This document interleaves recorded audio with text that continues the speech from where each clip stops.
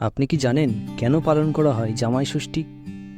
জানুন অবাক করা লোককথা। বর্ষা আসতে এখনো কিছুটা দেরি। প্রচণ্ড গরমে রীতিমতো নাভিশ্বাস উঠে যাচ্ছে সকলের।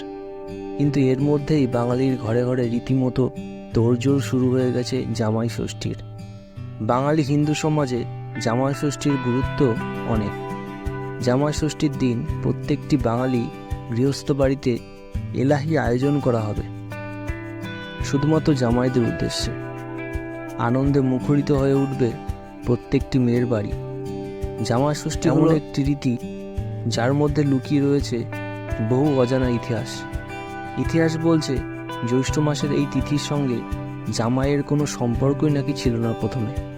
এই তিথি ছিল নাকি অরণ্যের। আসলে প্রাচীন অরণ্য ষষ্ঠী থেকেই শুরু হয়েছে জামাই ষষ্ঠী। অরণ্য ষষ্ঠী কি? দেবী ষষ্ঠীর আশীর্বাদে যে সন্তান লাভ হয় তা আমাদের সকলেরই জানা। মা ষষ্ঠীর আশীর্বাদে মায়ের কোল আলো করে জন্ম নেয় সন্তান। তাই সন্তান লাভের আশায় বা সন্তানের কল্যাণের উদ্দেশ্যে বছরে 12টি ষষ্ঠী পালন করার রীতি ছিল গ্রাম বাংলায়। দুর্গা ষষ্ঠী, নীল ষষ্ঠীর মতোই এমন একটি ষষ্ঠী ছিল অরণ্য ষষ্ঠী। একই সময় অরণ্যের মাঝে এই ষষ্ঠী পালন করা হতো।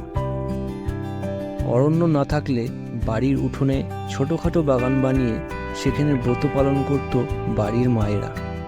তবে এই অরণ্য সৃষ্টির সঙ্গে শুধুমাত্র সন্তানের মঙ্গল কামনায় জড়িয়ে রয়েছে তা নয়, এই রীতির সঙ্গে জড়িয়ে রয়েছে প্রকৃতির উদ্দেশ্যে আরাধনাও।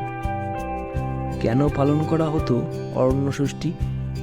কথিত রয়েছে একবার দেবী ষষ্ঠী এক গৃহবধূকে শিখিয়েছিলেন অরণ্য ষষ্ঠীর ব্রত পালন করার সমস্ত নিয়ম। ওই বিশেষ দিনে ব্রত পালন করার সময় ওই গৃহবধূ বাড়িতে ডেকেছিলেন নিজের মেয়ে এবং জামাইকেও। জামাই আসার পর দই চন্দনের ফোঁটা দিয়ে জামাইকে আম কাঁঠাল খেতে বলেন ওই মহিলা। সেই থেকে অরণ্য ষষ্ঠীর সঙ্গে ওতপ্রোতভাবে জড়িয়ে গেছে জামাই ষষ্ঠীর নাম। বর্তমানে রীতিমতো তিথি নক্ষত্র মেনে জামাই এবং মেয়েকে নিমন্ত্রণ করে জামাই আদর করেন শাশুড়িরা। আজ অরণ্য ষষ্ঠী পালন না করা হলেও অরণ্য ষষ্ঠীর সেই রীতি একইভাবে পালন করে ঘরে ঘরে জামাই ষষ্ঠী উদযাপিত করা হয়। এইভাবেই জ্যৈষ্ঠ মাসের ষষ্ঠী তিথিতে ঘরে ঘরে পালন করা হয় জামাই ষষ্ঠী।